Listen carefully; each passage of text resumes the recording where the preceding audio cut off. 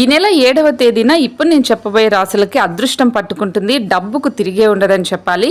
ఎందుకు అంటే ఈ నెల 7వ తేదీన మేషరాశిలోకి బుధుడు ప్రవేశిస్తున్నాడు. గ్రహాలకే యువరాజుగా బుధుడిని పరిగణిస్తూ ఉంటారు కాబట్టి బుధుడు ఈ గ్రహాల్లోకి రాశుల్లోకి వెళ్ళటం వల్ల అదృష్టం కలిసి వస్తుంది. సో ఆ రాశులు ఏంటనేది ఇప్పుడు మనం చూద్దాం. ఇప్పుడు చెప్పబోయే రాశులకైతే బుధుడి కారణంగా అభివృద్ధి అనేది అద్భుతంగా ఉంటుంది. వాటిలో మొదటగా సింహరాశి. సింహరాశి వాళ్ళకి భౌతిక జీవితంలో సుఖాలు కలుగుతాయి, ఆధ్యాత్మిక జీవితం వైపు మొగ్గు చూపుతారు. ఆ సుఖాలకు అలవాటు పడకుండా ఉండేలాగా చూసుకోవాలి. గతంలో పెట్టిన పెట్టుబడుల నుంచి ఇప్పుడు ఆదాయం వస్తుంది.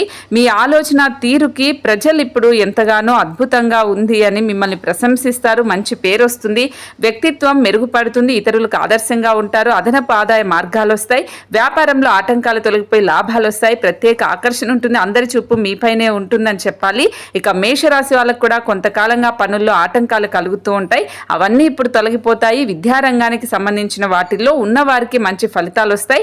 వ్యక్తిగత జీవితం చాలా సంతోషంగా ఉంటుంది, అనుకోకుండా ధనం వస్తుంది, అలాగే ఆర్థికంగా మంచి లాభాలు కూడా కలుగుతాయి. పెండింగ్ పనులన్నీ పూర్తి చేస్తారు, అదనపు ఆదాయానికి మార్గాలు దొరుకుతాయి. డబ్బును పొదుపు చేయకపోతే భవిష్యత్తు అగమ్య గోచరంగా మారుతుందనేది గుర్తుంచుకోండి. కాబట్టి మీకు బాగా డబ్బు వస్తుంది, కానీ ఆ డబ్బును ఎలా ఆదా చేయాలనేది ఖచ్చితంగా గుర్తుంచుకోవాల్సిన అవసరం అయితే ఉంది.